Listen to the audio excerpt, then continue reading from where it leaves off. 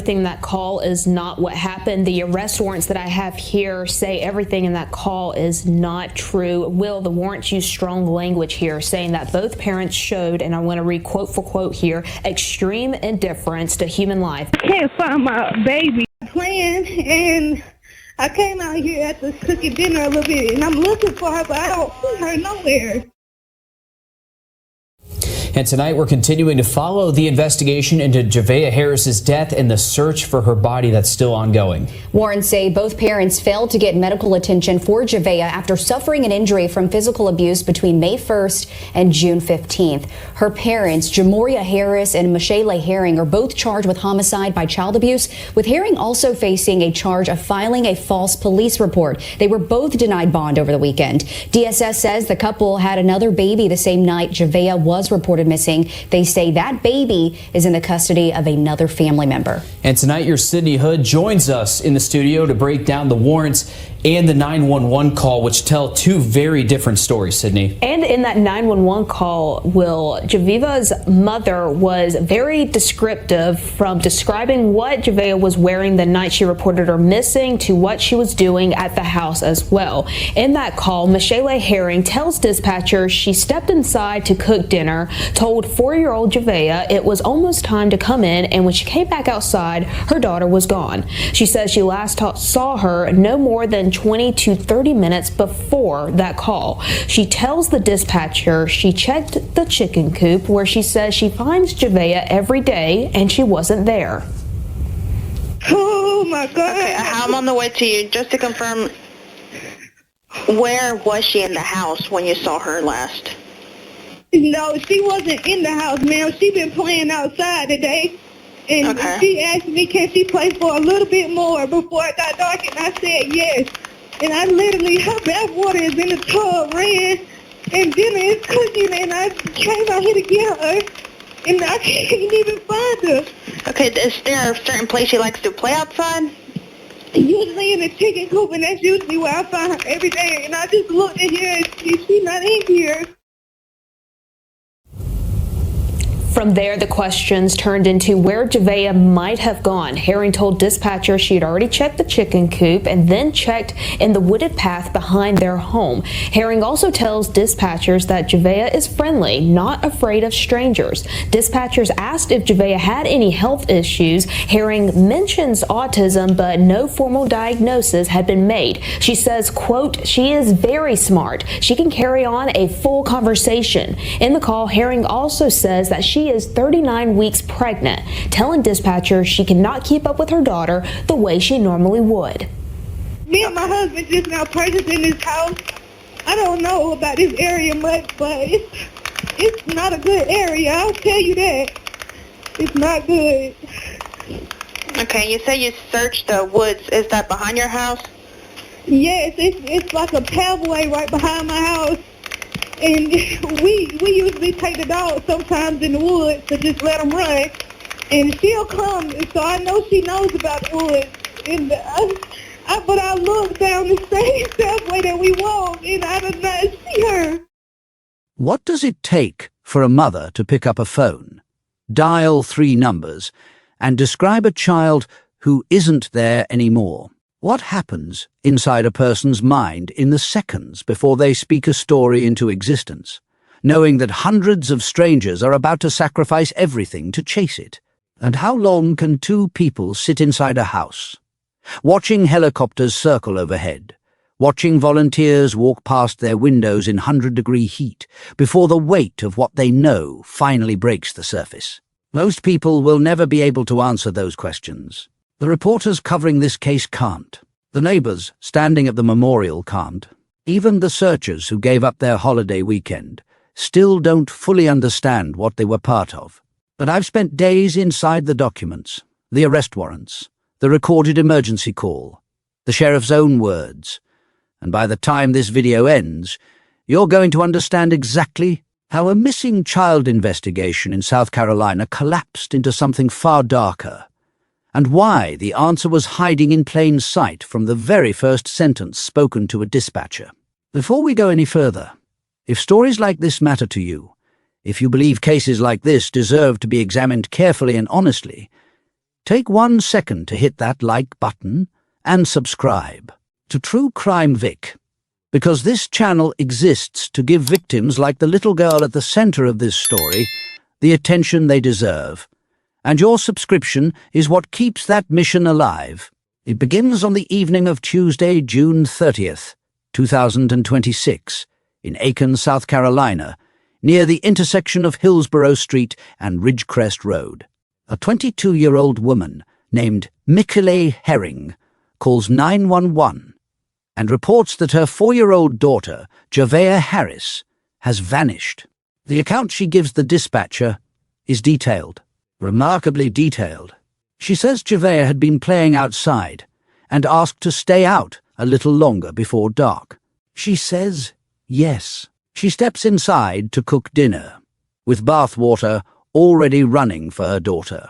When she comes back out to bring the girl in, there's no one to bring in. She describes checking the chicken coop behind the property, the place she says she finds her daughter every single day. Empty. She describes a wooded path behind the home where the family sometimes walks their dogs, a path she says Javeayah knows. She looked down it, the same way they always walk. Nothing. And she keeps going. She tells the dispatcher what Javeayah is wearing. Pink Minnie Mouse pajamas. Pink beads in her hair. She describes her daughter's personality, says she's friendly, unafraid of strangers, mentions possible autism, though nothing formally diagnosed, and adds that the girl is bright, capable of holding a full conversation. She explains that she herself is 39 weeks pregnant and can't keep up with an energetic 4-year-old the way she normally would. She mentions the family only recently purchased the home, that she doesn't know the area well, and that she doesn't trust it. Every element a search team needs is right there. A description, a location, a direction of travel, a timeline measured in minutes. No more than 20 to 30 since she last saw her. It is, on its face, the account of a terrified parent doing everything right. The response is immediate and enormous. Deputies flood the neighborhood that same night. Within days, the effort grows into one of the largest mobilizations the region has seen. The FBI joins. The South Carolina Law Enforcement Division joins. Drones go up. A helicopter sweeps the tree lines. K-9 teams work the ground. More than 200 first responders pour in. And before it's over, crews will cover upwards of 5,000 acres, all of it unfolding in brutal summer conditions, with temperatures pushing toward 100 degrees, which matters enormously when the person you're looking for is 4 years old and small enough to be hidden by tall grass. Bethel Baptist Church becomes the command post. Each morning, searchers gather there before fanning out. The church opens its doors, offers food, water, air conditioning, restrooms. Deputies stop vehicles at roadblocks, look inside cars, conduct interviews. Digital billboards light up with Javeayah's photograph. Her face spreads across social media until it's nearly impossible to scroll without seeing her. Ordinary residents join in however they can. One local woman later described driving the roads slowly, scanning the woods for any flash of pink. A restaurant owner prepared and delivered 60 meals to the crews. Strangers who had never met this child treated her like their own. And woven through those first days is a detail that almost nobody weighted properly at the time. On the very night Javeayah was reported missing, according to the Department of Social Services, her mother gave birth to another baby. That newborn would eventually be placed in the custody of a relative. Hold on to that fact. Its significance grows with every minute of this story. Because as the search stretches on, small inconsistencies begin surfacing at the edges. Reporters knocking on doors in the neighborhood hear something strange from the people who live closest to the family. Several neighbors say they haven't laid eyes on Javeayah in months. Not days, months. In a case where the official account describes a child who was playing in the yard half an hour before the emergency call, that is not a small discrepancy. That is a fault line. During the search, the girl's father, 23-year-old Johmarea Harris, speaks to a local news crew. He says The uncertainty is destroying him. That you see cases like this on the news, but never expect to be living one. He explains he wasn't home when his daughter was reported missing, that he'd been out doing laundry and stopped at a convenience store, and only realized something was wrong when he noticed patrol vehicles moving through the area. A father, on camera, describing his own anguish while an entire county looks for his child. Remember that interview? It will take on a completely different texture very soon. By Friday, July 3rd, the tone from officials shifts. Organized search activity scales back. The sheriff's office announces that, while public-facing operations are being reduced, the work itself will not stop. To the outside world, it reads like a difficult but ordinary phase of a missing person case. Behind the scenes, investigators have been conducting interview after interview, including with members of the family. And whatever they're learning in those rooms is steering this case somewhere no one following along at home can yet see. Then comes Saturday, July 4th, Independence Day, while the rest of the country grills in backyards and waits for fireworks. Aiken County Sheriff Marty Sawyer steps in front of cameras and delivers what he calls the hardest announcement of his 36-year career in law enforcement. Investigators back out at the home of Javeayah Harris outside of Aiken. They set up crime team tape and they're searching the nearby woods and inside the home. Your Sydney Hood and Ethan Hunter are there live at the scene. First, we will go out to Sydney. Sydney, what have you seen and what are the latest updates there at the scene? Of the house. Now there are several. Still a lot of movement going on behind me, Will and Zaina, as I've watched deputies go in and out of the house where Javeayah Harris was first reported missing at. I just watched a deputy go back inside holding what appear to be yellow evidence markers. I'm going to step out of the way so you can watch all of this. We are watching this all unfold in real time. You can see the deputies are coming out of the house right now. They have on what appears to be latex gloves. You can see one that's walking towards us right now and two more going back towards the woods beyond this truck that is parked beside the house. That is where we've seen most of the movement going on out here. That's outside of the house. You can see those two deputies that are gathered around what appears to be a blue tarp from where I'm standing at right now. Like I said, we don't know what they're looking for back here beyond the truck, but when I first got out here at 10 minutes till 6 o'clock, I did see a deputy grab a shovel and go back there into the woods in the area beyond the Bates truck that's parked in the property right now. So again, a lot of moving parts that are going out here. I'm trying to describe what I'm seeing as it's happening in real time. Just seeing a lot of deputies walk in groups with one another and talking. I've seen a couple of them at this point carrying the yellow evidence markers. Not sure what they're marking back there, of course, because this is as close as we can get, and this is as close as we are going to get because we want to be respectful of the area. If we can take a wider shot, Brinson, here, I just want to give people any sort of view that they can get right now. You see the memorial that is right here beside the house and how it's grown by the days. This is a very different scene out here than what I saw at 2 o'clock this afternoon. There wasn't a soul out here by this memorial, but since then people have been showing up wanting to leave something behind for Javeayah, whether it's a stuffed animal, balloon, or flowers, but they came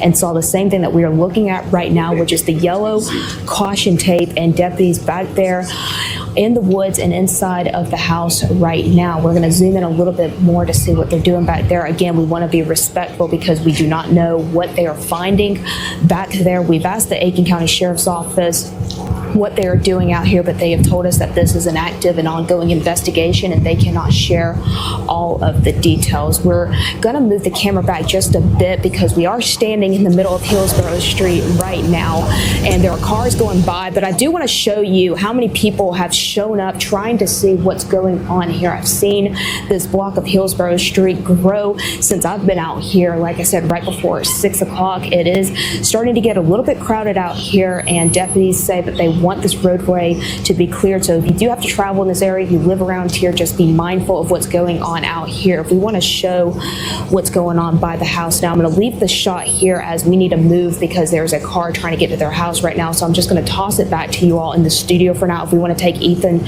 shot. He has a different camera angle. We need to move from where we're at right now. So just a drastic difference from over the weekend to now.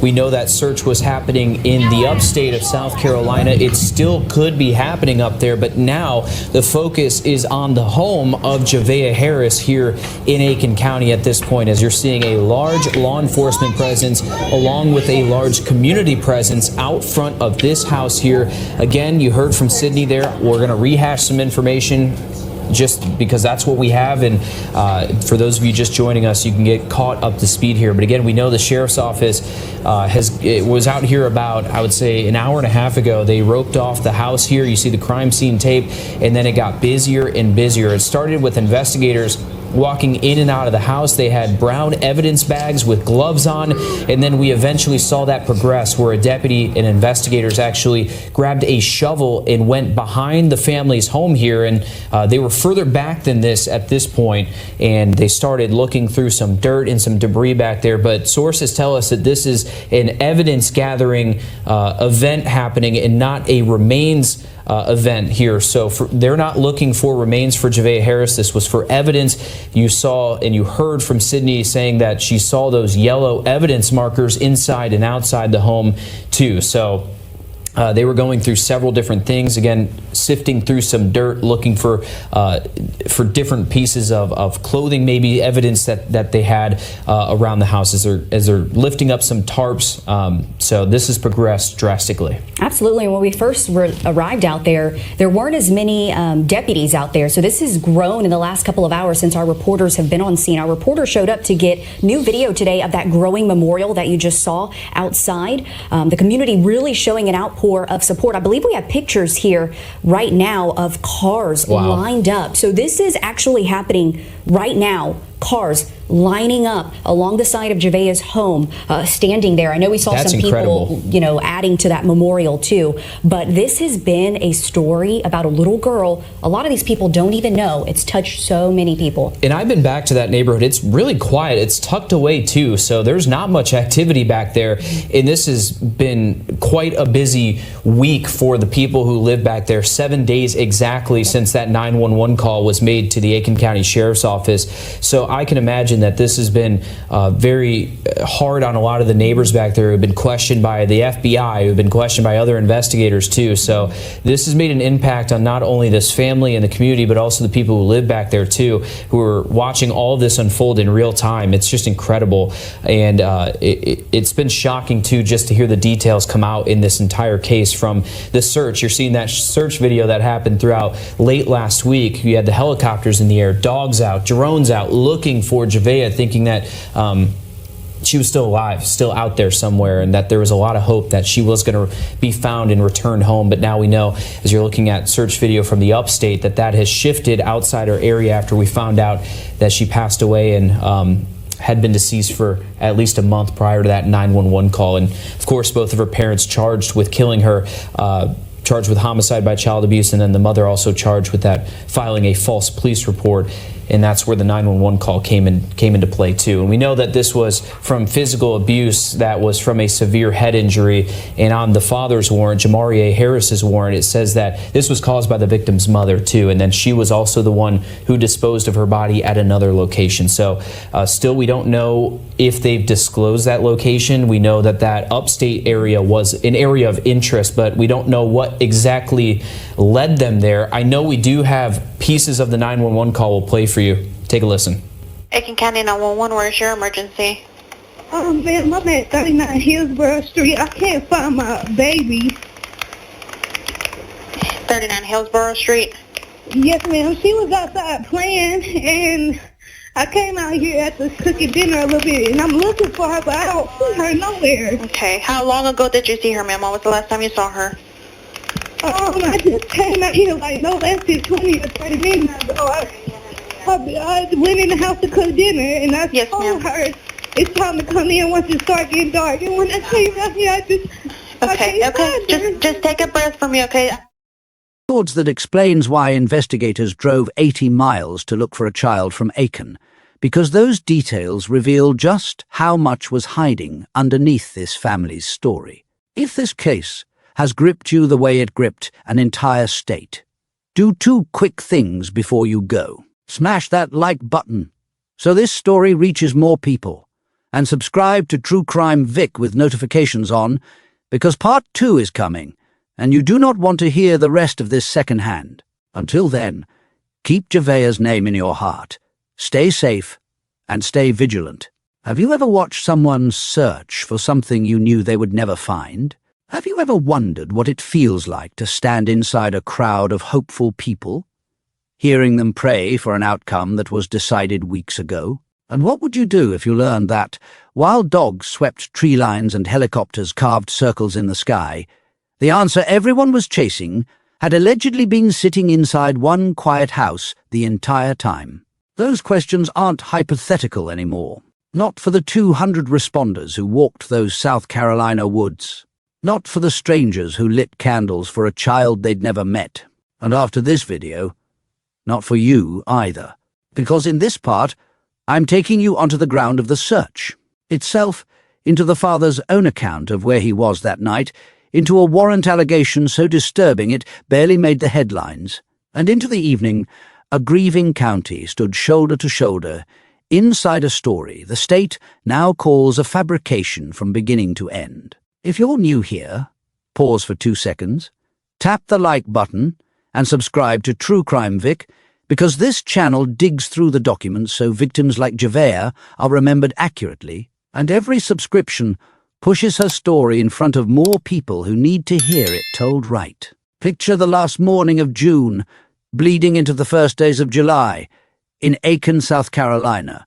The sun comes up over Bethel Baptist Church, and the parking lot is already full. Searchers gather in loose circles, heads bowed, praying before they fan out. Inside, the congregation has thrown open its doors. Food, water, air conditioning, restrooms, whatever the crews need to keep going. Outside, the thermometer is climbing toward 100 degrees, and everyone understands what that means for a missing 4-year-old. She was small even for her age, about 3 feet 6 inches, roughly 42 pounds, and every person on that grid carried the same description in their head: pink Minnie Mouse pajamas, pink beads, braided hair. Details supplied by her mother. Details that would send an army in the wrong direction. The scale of the operation was staggering. Federal agents from the FBI coordinated alongside state investigators from SLED. Drones hummed above the canopy. A helicopter traced the tree lines while K9 teams worked the underbrush. Deputies established roadblocks, stopping vehicles, looking through cars, questioning drivers. An orange sign near the church warned of an emergency scene ahead.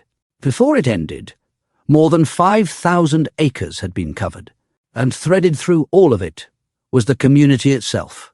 A restaurant owner cooked and delivered 60 meals to exhausted crews on the 4th of July. Digital billboards glowed with Javeayah's photograph. One resident described creeping along back roads, eyes on the woods, hoping to catch any flash of pink among the green. While all of that unfolded, the girl's father was talking. Johmarea Harris, 23 years old, gave an on-camera interview during the search in which he said the uncertainty was destroying him. That you see these situations on television, but never imagine living one. Then, in a phone conversation with a local reporter that Thursday afternoon, he laid out a fuller account of his evening. According to the reporter who spoke with him, he described visiting several stores because Javeayah wanted candy, stopping for gas, and ending up at a laundromat. When he noticed a heavy police presence, he said, he assumed his girlfriend had gone into labor and raced home, only to discover officers responding to the report of his missing daughter. Hold that account gently for a moment, because 2 things about it deserve attention. First, notice the word he reportedly used: girlfriend. On the recorded emergency call, the woman reporting Javeayah missing referred to him as her husband. A minor inconsistency, possibly. Meaningless. The kind of thing families describe loosely all the time. But investigators live in the space between small mismatched details, and this case was about to become defined by them. Second, remember when that phone interview happened? Thursday. By Saturday morning, The man giving that account would be in handcuffs, and prosecutors would allege that the timeline he was describing to journalists belonged to a story that was never real. Because on the 4th of July, Sheriff Marty Sawyer stood before cameras and dismantled everything the public believed. Javeayah, investigators concluded, had been dead for at least a month before her mother ever dialed those 3 digits. Her parents were arrested, both charged with homicide by child abuse, her mother additionally charged with filing a false police report. And when the warrants became public that Monday, the allegations inside them went further than almost anyone anticipated. You already know from Part 1 what the mother's paperwork alleges: an injury inflicted through physical abuse, medical care never sought, and an admission that the child's body was moved to another location. But the father's warrant contains a line that received far less attention than it deserved, and it may be the most haunting sentence in this entire file. According to that document, he contributed to concealing his daughter's death by failing to report it and by leaving her body inside the home during a window investigator's place between the 1st of May and the 15th of June, 2026. Let that settle. The state isn't merely alleging silence. The state is alleging that for a stretch of weeks, a 4-year-old girl lay dead inside the house on Hillsborough Street while daily life continued around her. Meals, errands, conversations. Neighbors passing by outside. The same neighbors who later told reporters they hadn't seen the child in months. A remark that made little sense at the time and makes terrible sense now. I want to be careful here, because care is what separates journalism from gossip. These are allegations drawn from arrest warrants, which represent the prosecution's version of events. Michilae and Johmarea have been charged with crimes, not convicted of them. And under our system, both remain presumed innocent, unless a jury one day decides otherwise. Nothing in this video should be heard as a verdict. Verdicts belong to courtrooms. Speaking of courtrooms, the first glimpses of that process have already arrived, and the details are strangely, coldly ordinary. At her hearing that Sunday, no attorney stood beside the mother. She told the magistrate she works for a company called Transcom, earning $1,300 every 2 weeks, and the judge ruled that income too high to qualify her for a court-appointed lawyer. She mentioned the father worked at DHL. The magistrate explained he lacked the authority to set bond on a charge carrying 20 years to life, so both defendants remain in custody while a circuit court judge takes up the question within 30 days. Her first scheduled appearance falls on September 18th. His the following day. Somewhere in the middle of those proceedings sits one more fact that refuses to fade. On the very night Javeayah was reported missing, her mother gave birth. That newborn is now in the care of a relative, with the Department of Social Services involved. Now come back with me to the recording that started everything, released to the public alongside those warrants. It opens with a dispatcher's routine greeting, and then a voice. She gives the address, 39 Hillsborough Street, and says she can't find her baby. What follows sounds, by every surface measure, like maternal panic. The daughter playing outside while dinner cooked. 20, maybe 30 minutes since she'd last been seen. A dispatcher gently urging her to take a deep breath, assuring her help was already rolling. The pajamas described, the beads, the braids. Somewhere in the background of that call, an entire county's compassion was being summoned. Play it back now, through the lens of what the warrants allege, and the effect is vertiginous. Investigators say there was no game in the yard that evening, no bath waiting, no little girl asked to come in before dark. When journalists at one local station finally heard the recording, several admitted on air how difficult it was to listen to, knowing the outcome. Frantic, one of them observed. And yet, according to the state, not one true thing. Drop a single word in the comments right now. Hillsborough. Because that street is where this story circled back to, 1 week to the day after the call was made. Tuesday evening, July 7th. Crime scene tape goes up around the family home. For roughly 4 hours, the property transforms. Deputies in latex gloves move in and out of the house carrying brown evidence bags. Yellow markers appear inside the residence and out. Behind a truck parked beside the home, investigators head into the tree line, and one of them carries a shovel. Reporters at the perimeter watch officials sifting through dirt and debris, lifting a large blue tarp, and, according to a journalist on scene, placing articles of clothing into bags. The county coroner's staff accompanies them. And here a crucial clarification came from a law enforcement source. This was evidence collection, not a hunt for remains. Around 9:15 that night, the tape came down, and investigators drove away with what they'd gathered. But the most striking image from that evening wasn't behind the tape at all. It was in front of it. Roughly 100 people lined Hillsborough Street, watching in near silence. And beside the driveway, a memorial kept growing by the hour. Stuffed animals, flowers, balloons, so much of it pink, so much of it Minnie Mouse. Offerings shaped entirely by what a mother once told a dispatcher her daughter loved and wore. Mourning and investigation, sharing a single frame. That memorial is only the latest chapter of something remarkable that began days earlier. And it's where I want to slow down, because it would be easy to let the grimness of the warrants swallow this part of the story. It shouldn't. On the Sunday after the arrests, hundreds of people converged on downtown Aiken for a candlelight vigil. Nobody ever claimed credit for organizing it. A flyer simply began circulating, and people showed up anyway. Strangers stood pressed, together holding flames against the dark, for a girl most of them had first heard of that same week. A first responder who attended said the case shook her so deeply she phoned her own grown daughter afterward, just to hear her voice.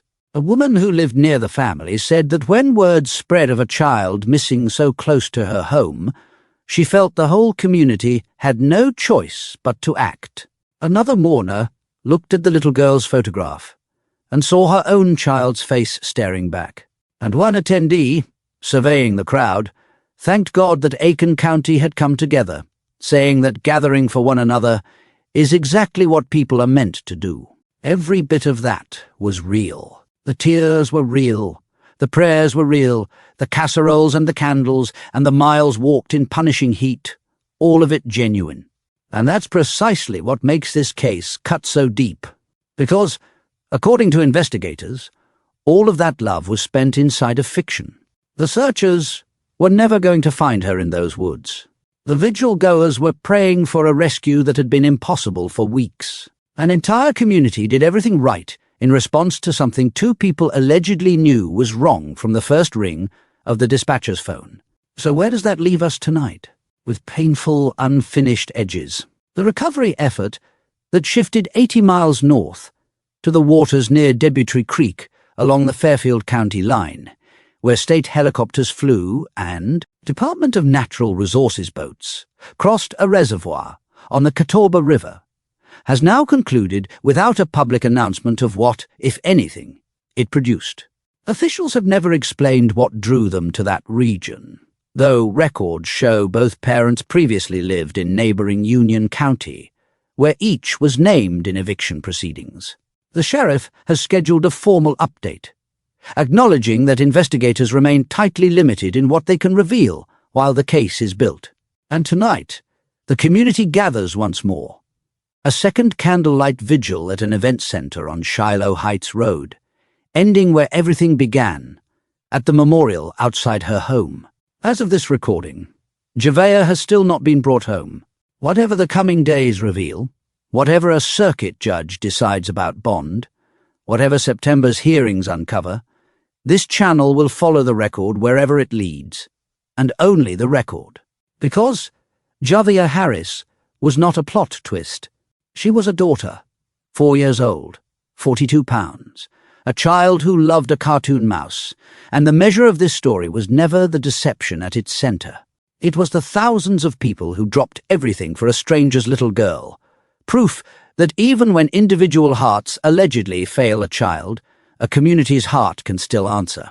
If this story moved you, honor her with 2 small actions before you go. Hit that like button so the algorithm carries Javeayah's name further. And subscribe to True Crime Vic with notifications turned on, because the moment there's a verified development in this case, you'll hear it here first, told with the facts and nothing else.